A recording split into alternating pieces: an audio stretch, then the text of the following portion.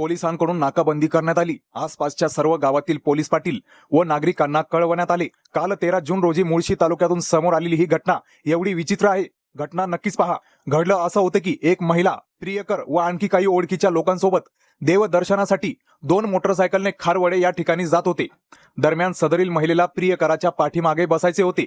यासाठी तिने आपला मुलगा दुसऱ्या ओळखीच्या व्यक्तीच्या मोटरसायकलवर बळजबरीने बसवलं आणि महिला प्रियकराच्या पाठीमागे बसली। पण मुलाला आईच लागत होती। तो मुलगा त्यांच्या मोटरसायकलवर खूप रडत होता व थाई थाई उड्या मारत होता आणि ही घटनाच मुलाच्या रडण्याने घडली। त्यांच्या गाड्या जेव्हा मुळशीच्या पौंड परिसरात भरे येथील नदीच्या पुलाजवळ पोहोचल्या। आता घडलं असं की पुलाच्या अलीकडे एक चहाची दुकान होती। एक बाईकवर 2 व्यक्तींच्या मधात एका मुलाचे रडून रडून वाईट हाल झाले। हे चहाच्या टपरीवर बसलेल्या लोकांनी पाहिलं आणि त्या क्षणी त्यांना मुलाचे अपहरण झाल्याचा संशय आला आणि चहाच्या टपरीवरील एका व्यक्तीने थेट 112 नंबरवर पोलिसांना कॉल करून ही माहिती दिली आणि बाईकचा नंबरही दिला। मित्रांनो, आता घडलं असं, मुळशी तालुक्यात लहान मुलाच्या कथित अपहरणाच्या माहितीने पोलीस यंत्रणा सतर्क झाली, सज्ज झाली।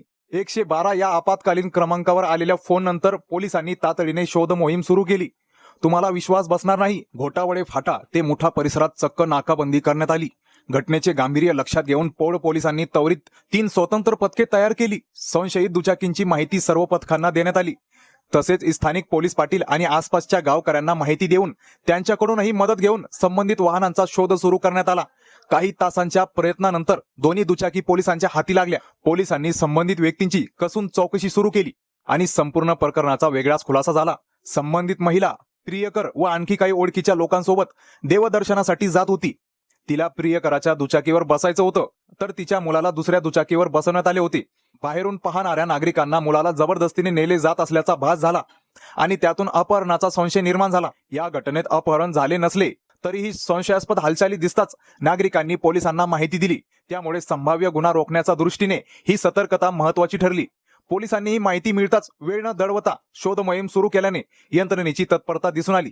म्हणूनच असं कर्तव्य निभावल्यामुळे आज महाराष्ट्र पोलिसांना देशात वेगळं स्थान आहे। या ठिकाणी महाराष्ट्र पोलिसांचे नक्कीच आभार मानावे लागेल। मुलाचे जरी अपहरण झाले नाही, परंतु पोलिसांनी जर अशाच प्रकारे गांभीर्य लक्षात घेतले तर अपहरणाचे प्रमाण नक्कीच कमी होईल।